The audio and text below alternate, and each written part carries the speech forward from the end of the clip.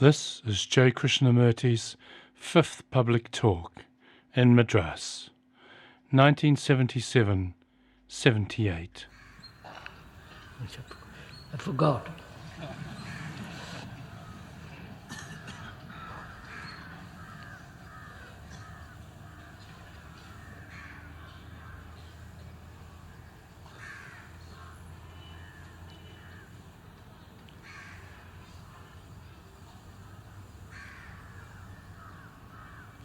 In spite of what is going on around here,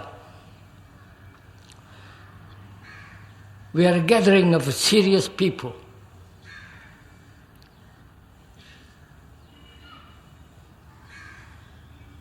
This is not an entertainment.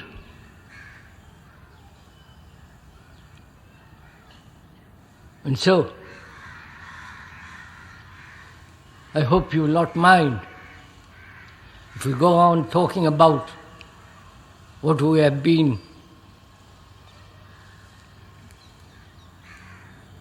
discussing or going into last 4 talks.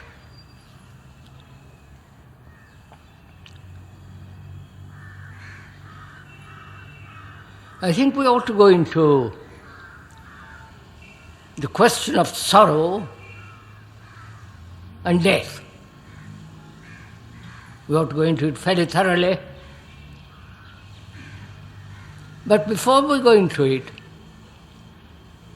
we should consider seriously what is the whole nature of thought. Because we live by thought. All our activities are based on thought. All our relationship with each other is based on thought. Though we call it love and all the rest of it, but essentially it's based on thought. Our religions, the whole psychoanalytical process of the Freudian and the Jungian and all the rest of it, and all the rituals, the pujas, the gods that man has created throughout the millennia after millennia, is based fundamentally on thought. I think we ought to go much more in detail about that, if you will. I wonder if one realizes thought in itself is fragmentary, very limited. It may expand that limitation, thinking it is going to cover the whole universe. But it is still fragmented, limited. It is limited because it's born of time.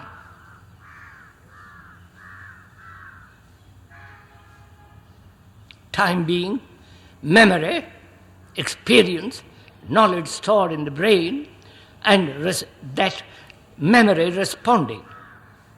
And so it's always limited, fragmentary.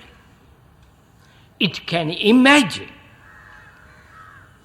it can think, it can say to itself that I can perceive the totality of man, of love, or of the immeasurable, the timeless.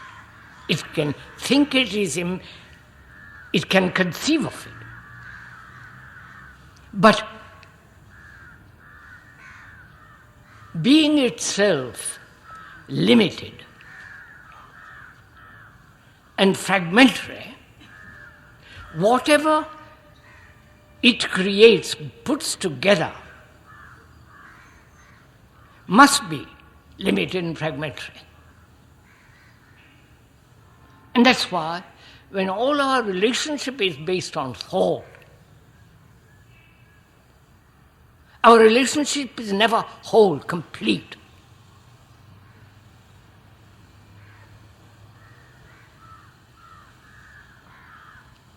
So we're going to find out if it is possible whether there is a perception, an insight,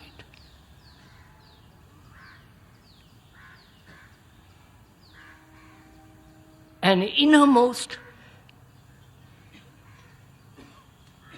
way of living which is not fragmentary, which is not limited. I hope we are understanding each other. As we said the other day,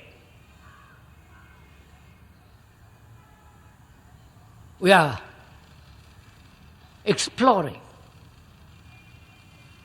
together. We are investigating into this problem, which is it possible to live a life, in daily life, which is not broken up, fragmented, but a life that is complete, whole. I'm sure most of us must have asked that question.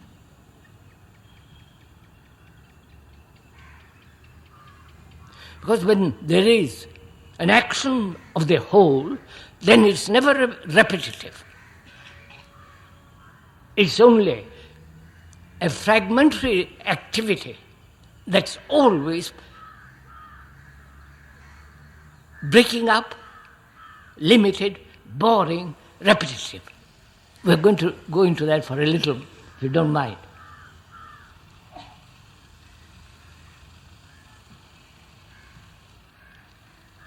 Because thought has divided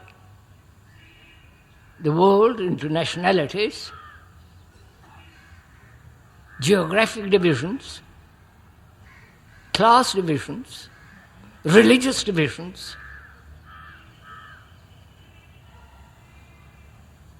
ideological differences, communist, socialist,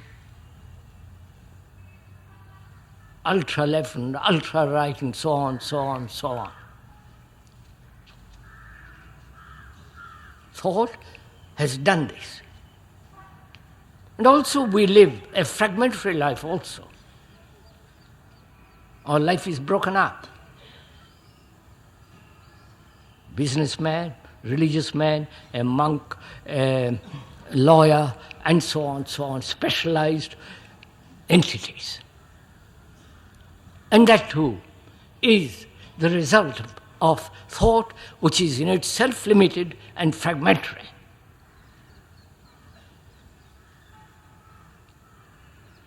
And we're going to find out if it is possible not to live a life which is fragmentary,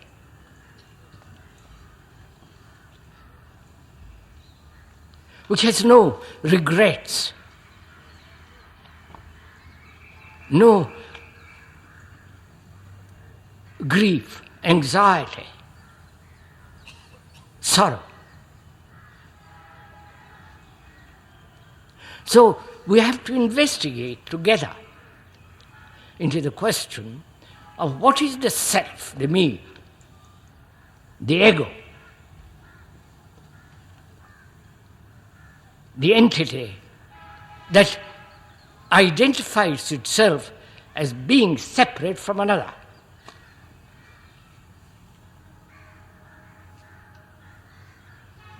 If you will, we're going to go into that to find out whether one can lead a daily life which is not based on you and me first and you second. Our whole culture is that. Social, moral, ethical, religious, and so on. Right? Is it somewhat, could we go on with it?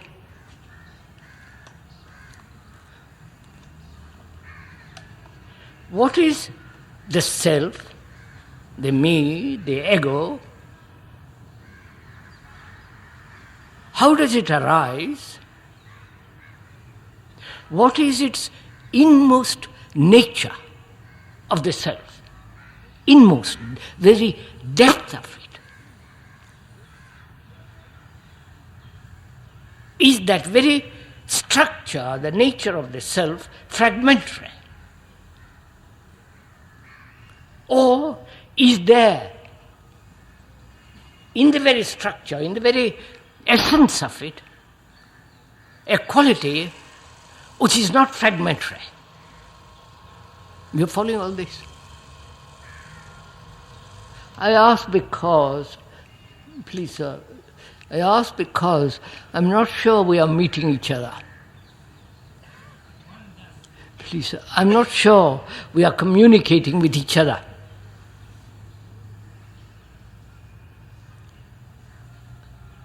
I rather doubt that we are. Because it's a very serious thing that we are investigating. Because man has always lived with sorrow and acquainted with grief. Whether it is possible to end that sorrow, not in some distant future, but in our daily, actual life now. And also whether it's to find out, not intellectually or verbally or emotionally and romantically, the nature and the beauty of love, what is the depth of it, the meaning of it, the fullness of it. And also, what is death? So it's very important, it seems to me, that we examine together, share together, walk together, investigate together this question, which is, what is the nature of the self, the identity of a particular individual, opposed to the community, opposed to the many, and what is the inmost nature of the self? Without speculating, without asserting, without accepting the traditional verbiage. I'm using the word verbiage, it is just words. So we are together. Please bear in mind, we are together exploring. So you are not just sitting there and listening to the speaker, but actually working with him. That means you will have to give your attention. You have to listen to each other.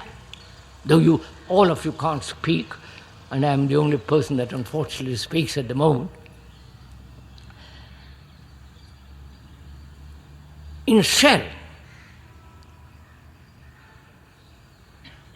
we have to be very alert, watchful, heeding that which is being said and our response to what is being said, and how we receive or accept or listen to what is being said. All this, the responsibility of those of you who are willing to listen seriously. May we go on?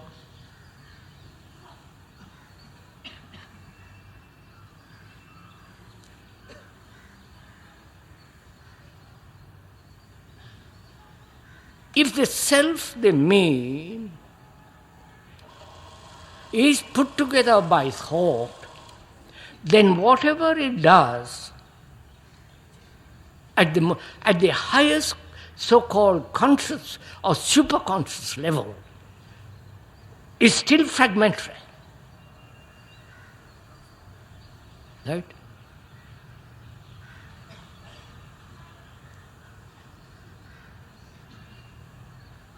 If it is not put together by thought, the me, the ego, the self, then it is something sacred, inviolable, unalterable, something that is beyond time.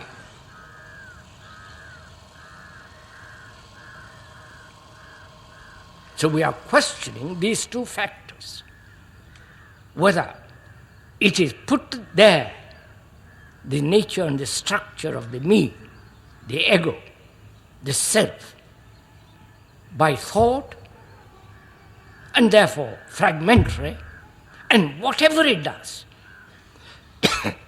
however it might imagine, long for, hypnotize itself, that it is the whole, that it can perceive the whole, it can come upon truth. Either that is a total illusion and deception, and if the self, the me, the ego, the you, is something that is not of type, that's not born of thought, then it is capable of perceiving totally the nature of truth, that which is beyond words, which is not measurable by words. So these two are factors we must examine, right?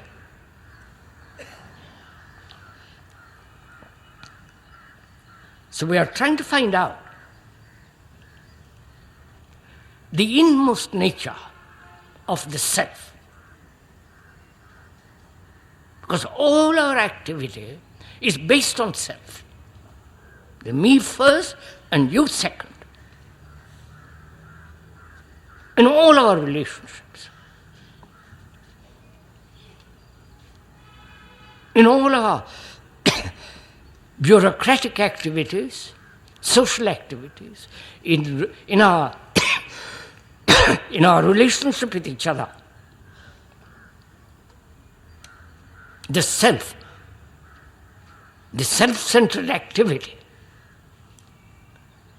is constantly in operation. Even when we are meditating, even when we are supposed to be religious and all the rest of it.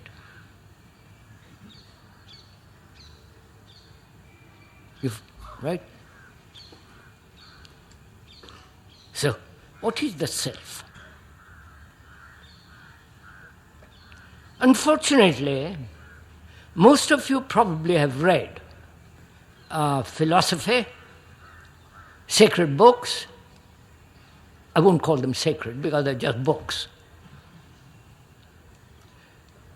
Or somebody has told you, your guru or your religious leader probably has told you the self is something extraordinary. It's to live everlastingly from the beginning to the end.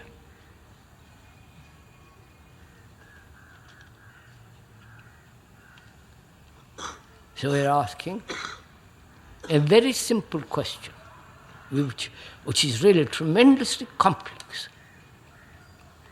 How you approach that question matters a great deal.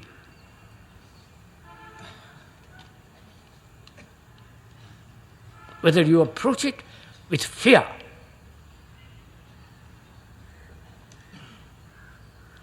you approach it with a conclusion, or accepting the authority of others, and your approach then is already limited, circumscribed. To investigate, one must be free. Otherwise, you can't investigate. Right? If you are prejudiced, if you have some ideals, some conclusion, some wish, then that very wish, conclusion is going to dictate your investigation. So can you, if I may ask, be free to go into this matter very carefully, logically, sanely, and freely to find out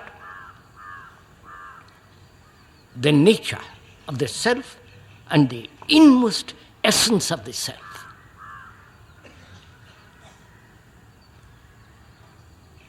Because if the self is merely the operation of thought put together from the very beginning of time,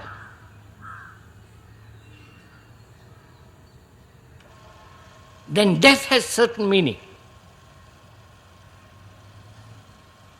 If it is not, then death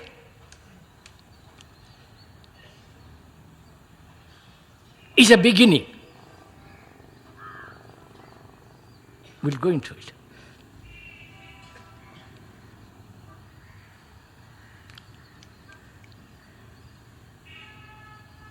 The individual, the identity of a human being who feels or thinks he is separate,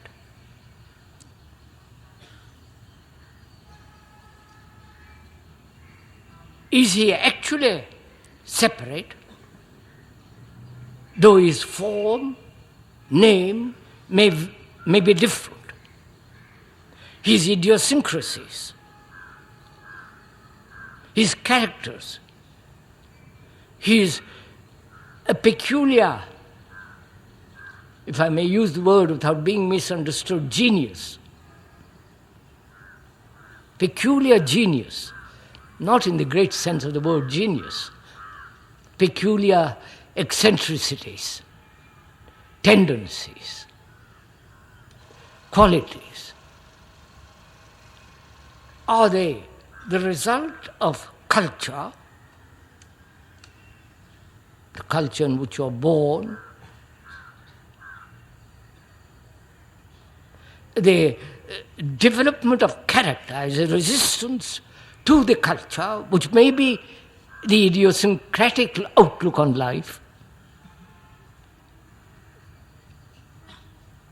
So this is very, very important for us, if I may point out over again, to go into. So first, what are you? Your activity is based on the self.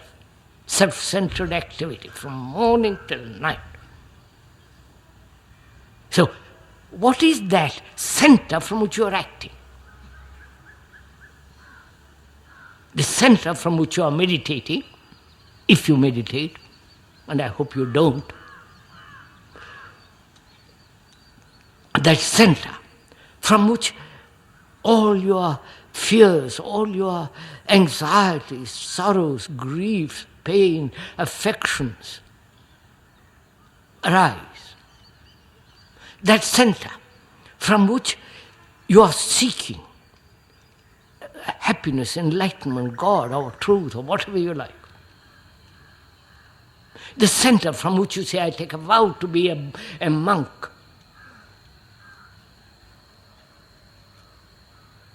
The center from which, if you are in business, trying to become more and more and more powerful, more money. That is the center which you are examining.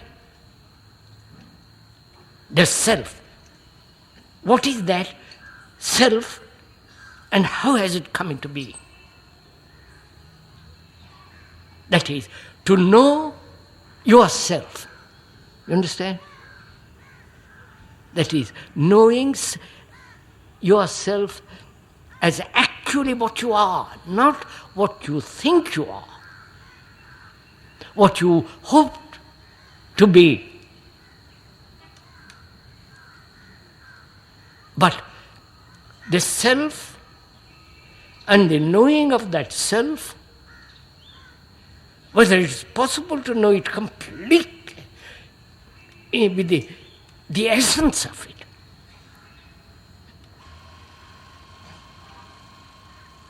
and whether it's possible to go beyond all the fragmented activity of the self. Right? So is the self, that center, put together by thought. Please think, investigate reason as though you are, for the first time you are thinking about it. Then it is fresh. Then you can investigate. But if you say, well, I already know what the self is, I already have come to certain conclusions about it, you will prevent yourself from examining it. Right? That's fairly simple.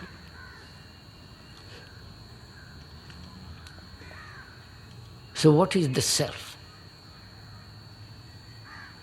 You, what are you? Not who you are, but actually what are you? There is a difference between who you are and what you are.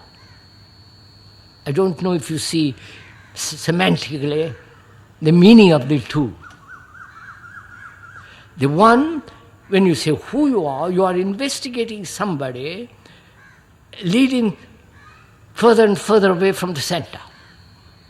But if you say what you actually are, what is, then you are dealing with actuality. The actuality is that which is actually happening. Right? You will see it in a minute. So, what are you? You're a name, right? A form, the result of a society, a culture, which has emphasized throughout the ages that you are separate, something indefinitely identifiable. Right?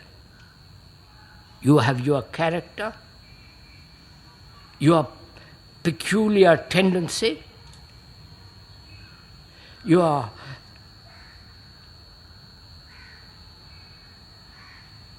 character, either aggressive or yielding.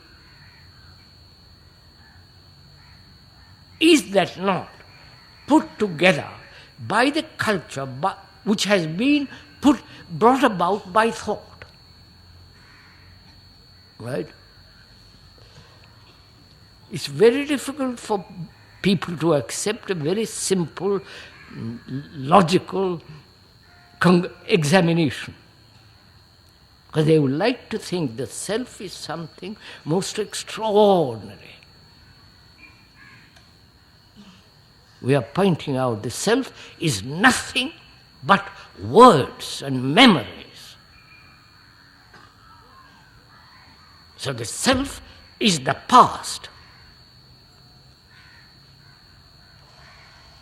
And to know oneself means to observe yourself, actually what you are, in our relationship with each other. Then the reactions of the self come out, right? In our relationship, intimate or not intimate. Then you begin to see what you are, your reactions, your prejudices, your conclusions, your ideals, your this and that, all that. Is not all that a result? Right? Are you following? That which is a result has a cause.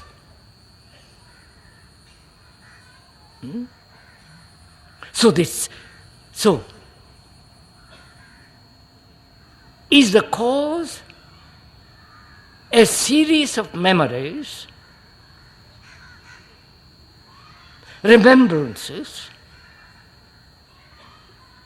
And so, a center that has been created by thought, to which thought clings. Am I off by myself?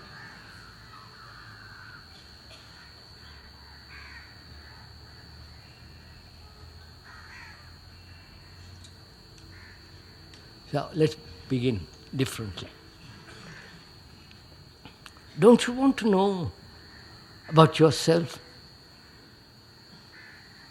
If you don't know about yourself, actually what you are, you have no basis for any action which will be true, not fragmentary, not miserable, regretting and so on. Don't you want to know what you are? No? To know yourself. Now, how do you begin to find out about yourself?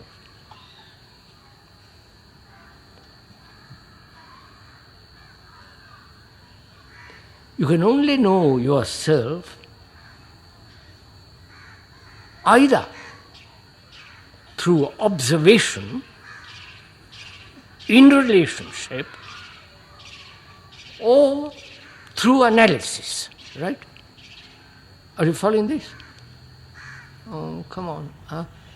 I can know myself. I'll talk about myself. I can know myself watching my relationship with others. With my wife, if I'm married, or with my girlfriend, or with friends. In that observation, I see myself reacting. As a Hindu, as a Buddhist, as a Christian, as a non-Christian, or imagine that I love people. I find out. Or through analysis, right? Analyzing myself. Now, to me, analysis is paralysis. And the Hindus are pretty good at it. And therefore, they're totally paralyzed. Because they don't act.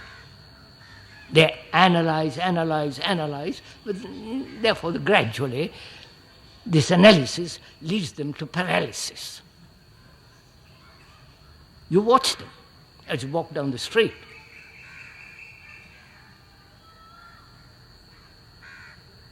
So either you analyze or you observe in relationship. Observe yourself, what you are, how you think, how you react, what are your responses, what is the center from which you are moving, always. A fixed point, and from there move. Therefore, the movement is very limited. So go and find out. In the process of analysis, who is the analyzer? You understand my question? The analyzer thinks he is different from that which he is analyzing. But is that so?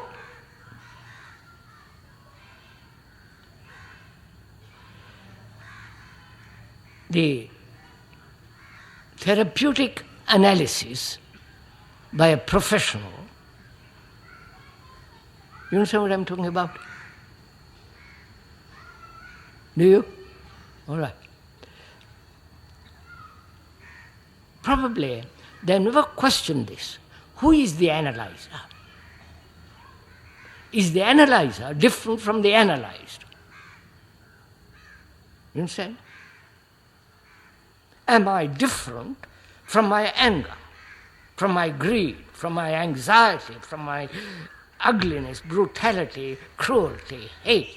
Am I different from that? If that is different from me, then I can analyze it. Right? And each analysis, if I am good at it, each analysis must be complete. Otherwise, the remembrance of that analysis is going to interfere with the next analysis. Are you following all this, or Greek to you? I'll go on, doesn't matter. I'm afraid you are used to listening, not investigating.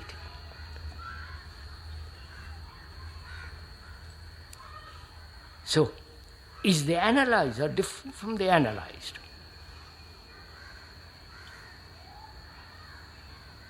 Or they are both the same? The analyzer is the analyzed. Right? Need I go into that?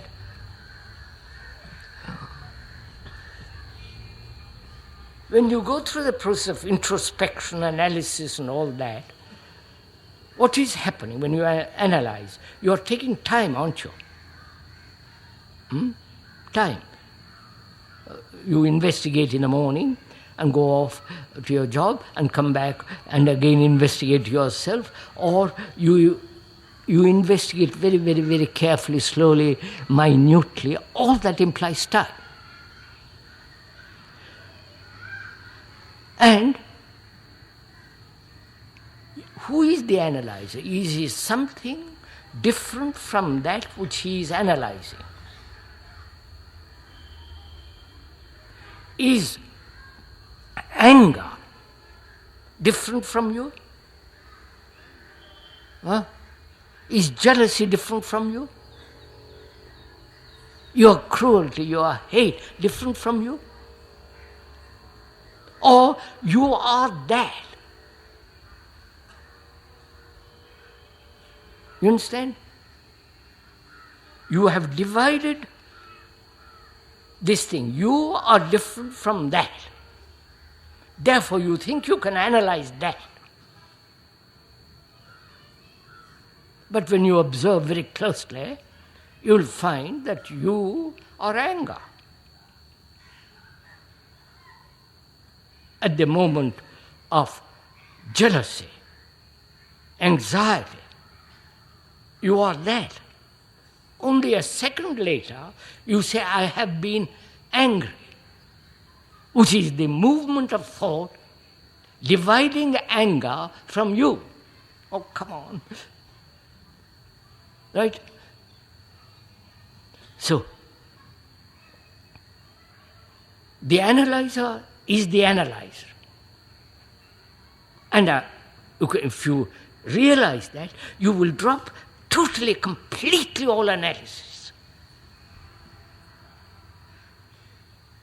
But when you talk to psychotherapists, they won't drop it because they've got Cadillacs, cars, all the rest of it. Their life depends on it. And probably it's the same with you, because you are so conditioned that you refuse to see this simple fact. If you drop completely analysis, then how will you investigate the self? You understand my question? You're following all this? How am I to investigate, look, observe, understand this very, very complex thing called me, if I don't analyze?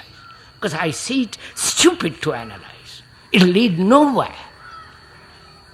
Therefore, I reject it completely, entirely. Are you in that position? Or you have got one foot there and you understand my question? So, I can only find out about myself by observing my reactions in my relationship. So relationship becomes tremendously important. Right? Because it's going to reveal to me what I am.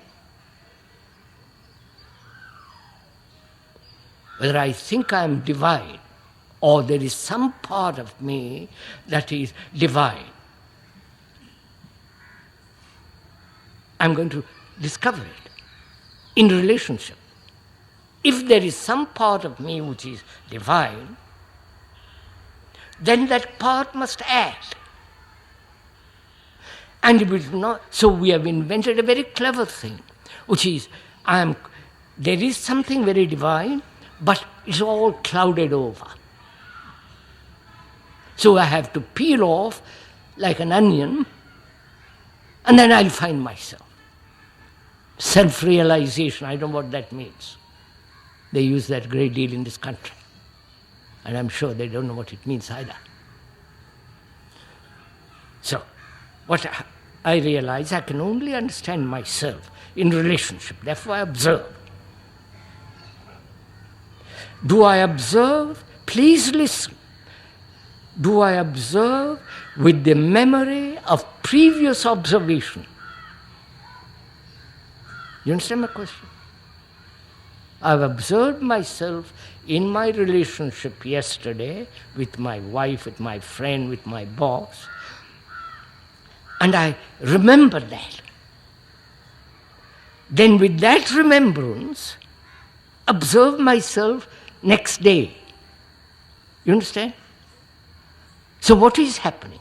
I'm not observing myself at all. The memory is operating. Remembrance is operating. Therefore, there is never penetration into the very structure and nature of the self. You understand what? Are we getting together somehow? In spite of the words, in spite of your intellectual blah. So, is it possible to observe myself each moment as though it was fresh? Not having remembered my observation and let that remembrance operate. You see the difference? To let the remembrance operate or observe from moment to moment as fresh. Each response. See what it does to you. Then that response becomes extraordinarily important. Because it's fresh. But the moment you name it, it has already become the old. So you have to have an alertness to watch. That you do not name it, that it is not an operation of remembrance. Therefore you are observing with a clarity that is penetrating, that has an insight, right? So which is it you are doing? Actually now, please, I'm asking you, this is very important for you to find out. Learn, not memorize. Learn from listening, find out. Gosh, I've got so much to talk about yet.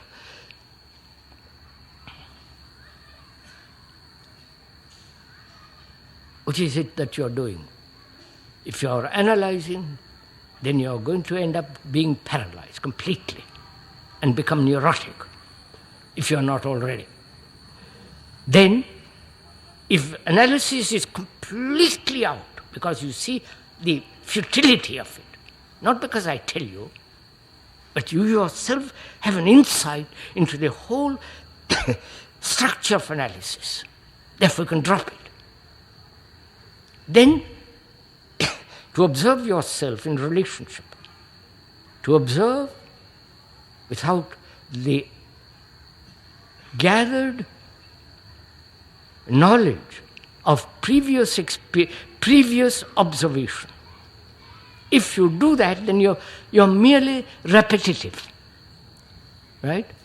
Therefore, you're not learning, watching yourself in operation. And if you can not name that reaction. Now, look, put it round the other way a little bit. So may I go on? I will go on in a minute.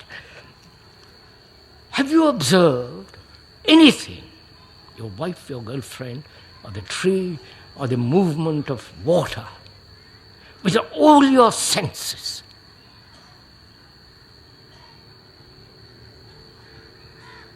With totality of your senses, your smell, your hearing, your taste, all your senses heightened and observing. Have you ever done that? Oh my Lord, what a generation. If you have done it, there is no center from which you are looking. You understand? Because then thought is part of that observation. Then your senses are part of that observation. Therefore, the thought is not separate from the senses. Therefore, there is no division as the me, the observer, and the thing, you, the observed. Are you getting? I won't even ask you hereafter. So, the nature, the inmost nature of the self, when you have gone through all the layers of the self, the essence is nothing.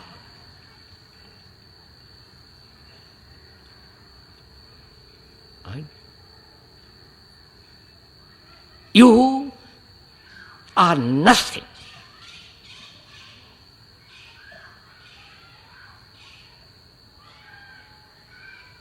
Right?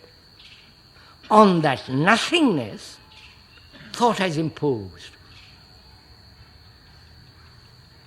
the superstructure of consciousness. Consciousness being the content. Without the content, there is no consciousness. The content being you are a Hindu, Buddhist, your religion, your particular God, your puja, your anxiety, your sorrow, your pain, your hate, your love, all that is the content of your consciousness. Obviously. And the idea that you are the super Atman or super consciousness is part of that content. You understand what thought has done? That on absolutely nothing, all this superstructure has been built by thought. And thought is the response of registration. Of course, instant registration like a tape.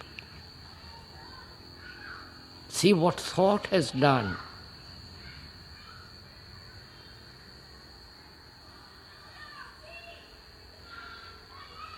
So, what then is love? You understand my question? We're going to discuss tomorrow what is meditation.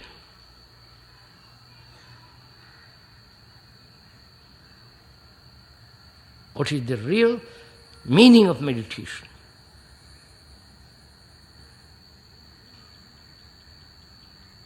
Is it the emptying of this consciousness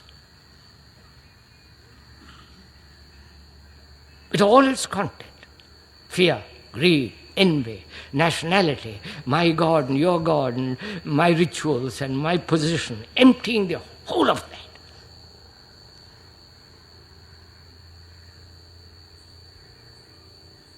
That means facing, observing nothing. That nothing is not a thing. You know, nothing means not a thing. Thing is that which has been put together by thought. I wonder if you see all this. Nature is not being put together by thought.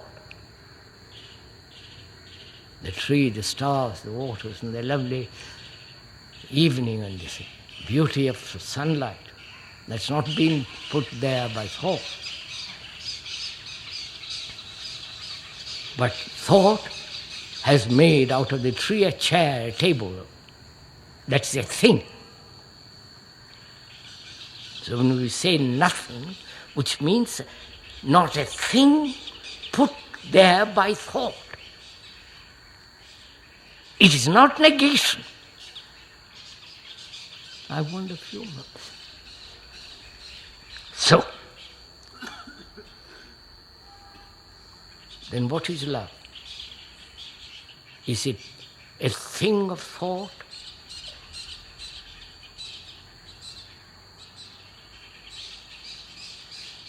Is it a fragmentary affair?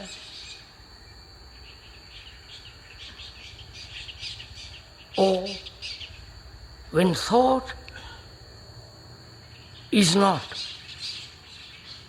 then love is.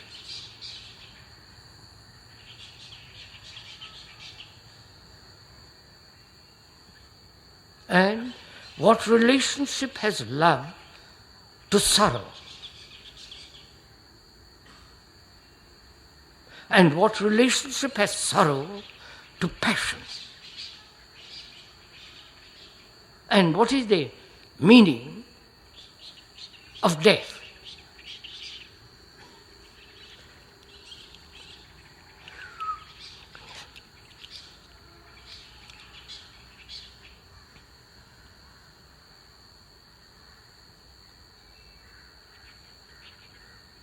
Love is not a thing.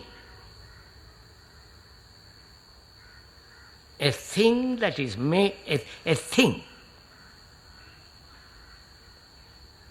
We said a thing is something put together by thought.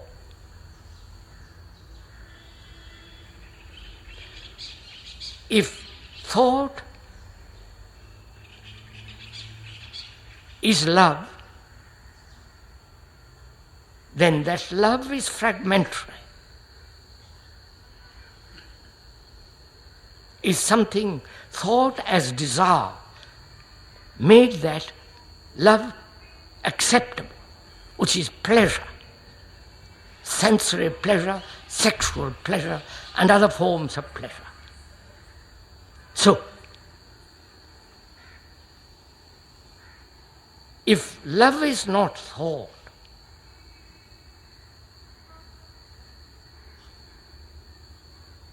then what is the relationship of love to compassion? Does compassion come into being with the ending of sorrow? And what does sorrow mean? Please, you have to understand this is all our life, our daily life we are talking about. Because we all go through great sorrow.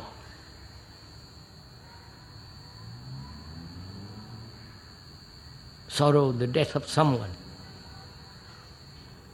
Different forms and multiple forms of sorrow. The agony, the loneliness, the utter despair, without any hope. How do you think all those poor people, without any hope,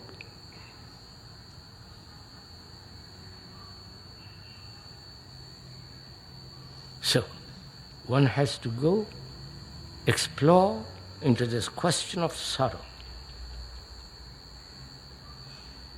whether it is possible to end it completely.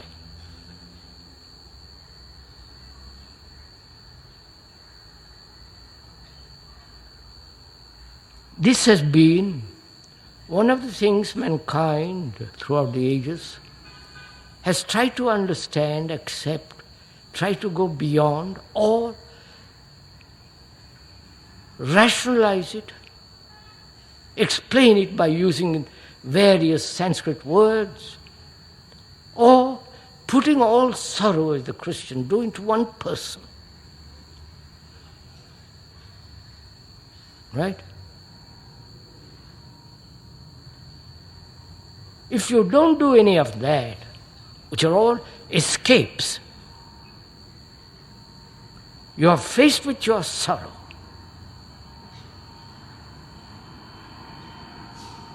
You know this?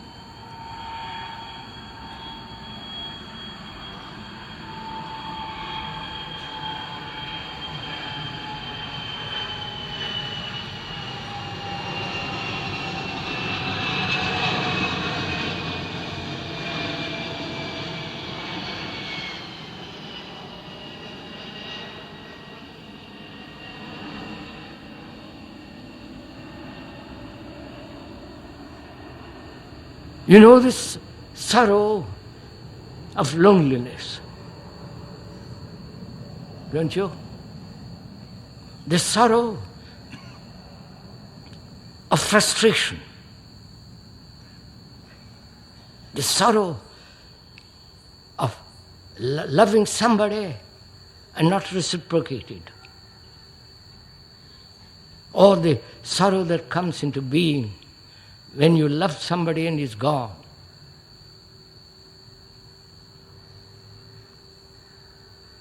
The sorrow that each one has, feeling that he's totally, inwardly empty, worthless, without self-sufficiency.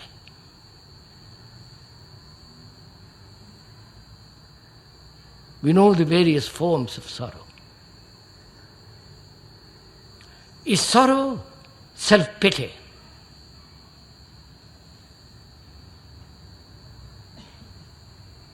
I've lost somebody, and that brings great agony. In that agony, there is self-pity, loneliness, lack of companionship, sense of being left completely without any strength, vitality, dependence. You're totally lonely. That is, we all know this kind of sorrow. By rationalizing, explaining, seeking escapes, which we do, we are caught in this network of escapes.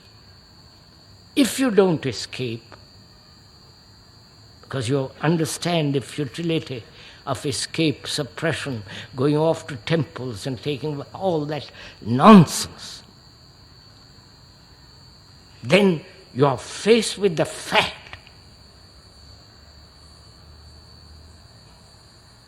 and not move from that fact.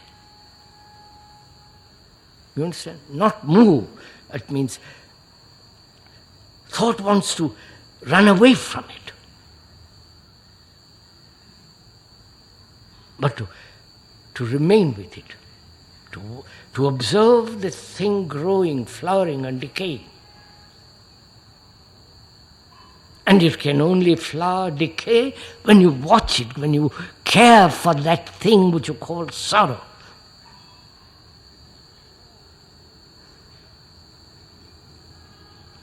Right? You know, when you care for something, you watch it with great tenderness, with great care, with great attention. Your baby, how the mother looks after it, gets up at midnight, many times during the day, weary, but she cares, she watching. And so in the same way, if you watch this thing called sorrow,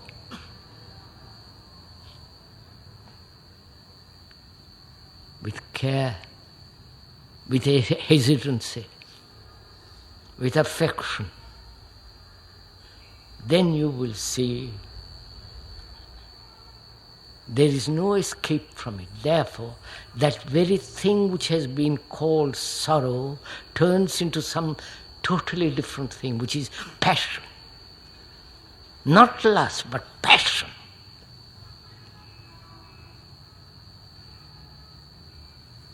And without passion, life has no meaning.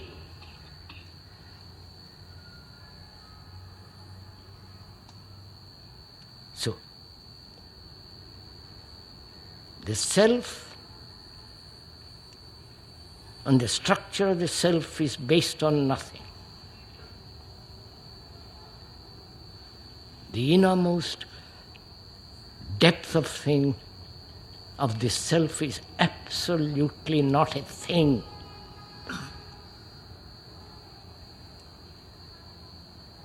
And love is not nothing, not a thing, but love is only possible for the beauty of it, the greatness of it, the magnitude of it, only when thought realizes it has no place in relationship, and therefore love is. And the ending of sorrow. The ending of sorrow is passion. So, next thing is to find out what is the relationship of love to death. What is the relationship of our existence to death?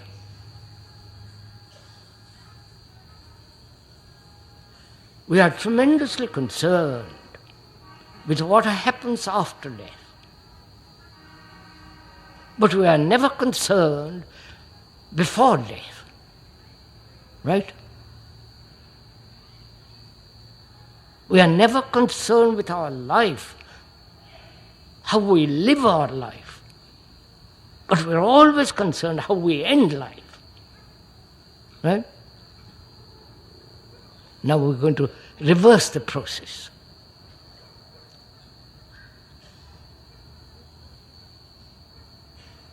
That is how you live your daily life. Whether in that daily life there is an ending.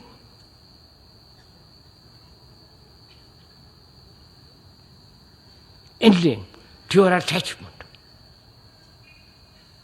You know what your life is, don't you? It's one battle from the moment you are born till you die. A series of endless conflicts. Series of hopeless endeavor, leading nowhere but more money, more pleasure, more things. Things including your gods, because they are made by hand or by the mind, which is thought. Anxiety, depression, annihilation, confusion, uncertainty, always seeking security and never finding it. This is your daily contact, your daily life, controlling yourself, controlling your sex or indulging in sex, ambition, greed, power, position, right? This is your daily, ugly, brutal life. And you color it by calling it various names and giving it a peculiar meaning to it. But in actuality, this is your daily life. You know it very well. And you are afraid to let that go. You are bound to let it go when you die. You can't argue with death. Death through accident, disease, old age, senility, you face all that. So this is your life, and we are saying this is far more important than death. Not at the end, but now. Death means, please listen, ending.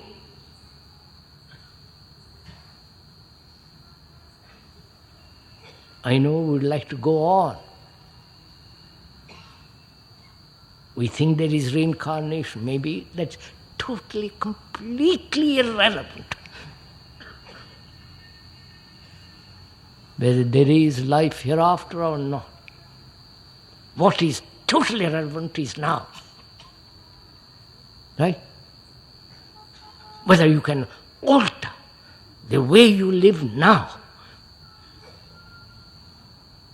Even if you do believe in this idea of reincarnation, born, you see, you're so, what is being born next life? Who is being born? Yourself, your greed, your envy, your brutality, your violence, modified.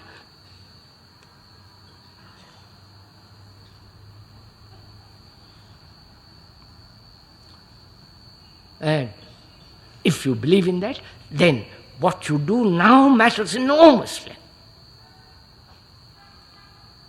But you don't really actually go as far as that. You play with the idea, but you are greedy, you are envious, you are brutal, you are competitive, and all the rest of it. So we are asking, death means the brain, without oxygen, without blood, decays, ends. Now, can you end in life now something which you hold most dear, which is yourself, right?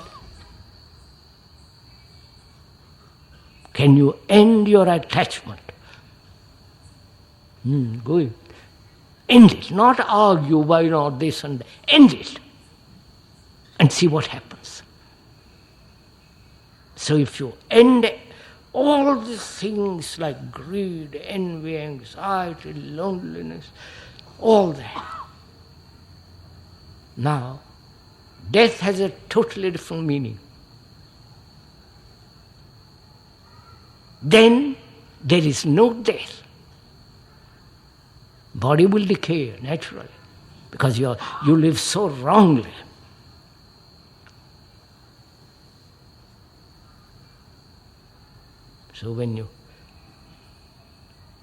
So you are living with death all the time. You understand? Death is life. Ending is a beginning. If you keep continuously the same thing going on, there's nothing new. You understand? Only when there is an ending, a flowering takes place. You understand? Do it, sir. Please, in your life, do it. Test it out. That's what I mean, that you must be serious. It's only the serious man that lives.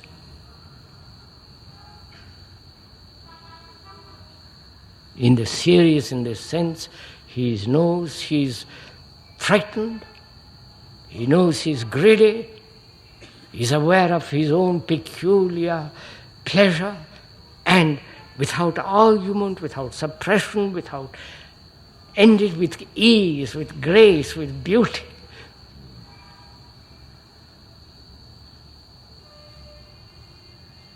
Then you will see a totally different beginning.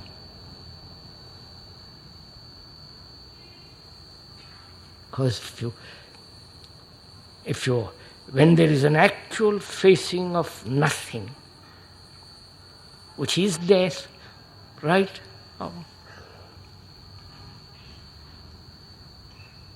Which is the invitation to death while living. The invitation is through ending of all your attachments and all the rest of it.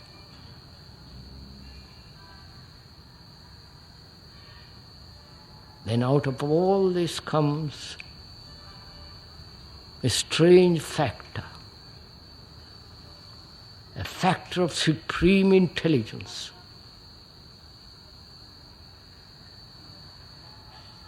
And that intelligence is based on compassion, clarity. And because of that intelligence, there is great skill.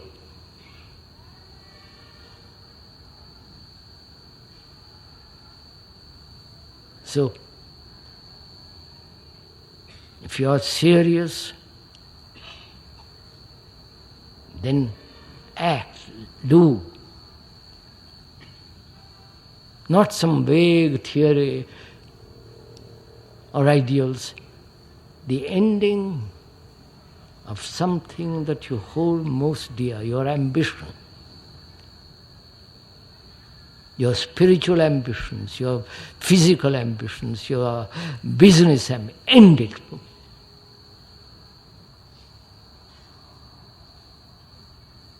And you will see for yourself a new flowering takes place.